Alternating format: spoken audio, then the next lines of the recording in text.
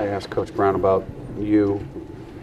What can you say about him? And maybe you haven't necessarily learned as much from him as he's learned from you, but what have you seen from him as a second-year defensive coordinator? Well, I think Corwin's a very bright, intelligent man that understands football. He understands defensive football.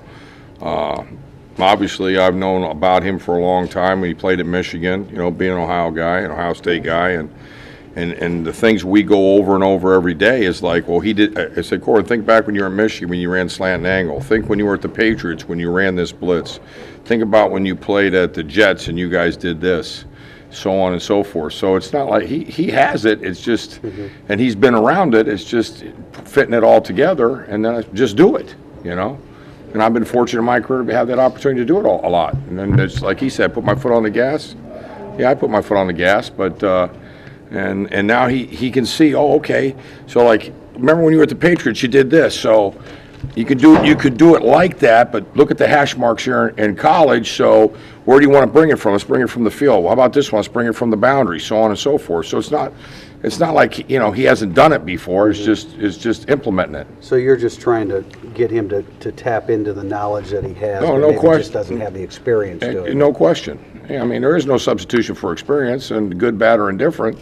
And he has it. It's just let's just keep going, And like you said, the numerous conversations that we have, just let it fall into play, and now put it into down and distance by personnel, so on and so forth, as I term. Once you understand the menu, then everything falls into play. I'm sure you don't quite look at it this way, but is he a good student? Well, I think we're both good students because we're both good listeners, and I think for anybody that's a great teacher or a good teacher, you have to be a good listener, and I think we're both good listeners. So that to me is what makes it even easier to communicate with as we go into meetings, practice, or whatever. Okay, how we do this? Bang! This is how I did it. Bang, bang. So it's never an ego issue or anything like that. It's what's best for our players to put them in position to make plays. You don't have any fear that aggressiveness can cost you? Well, I mean, that's kind of a loaded question. All I want to do is dictate to the offense. I never want the offense to dictate to me. So if that's... I'm not trying to ask a loaded question.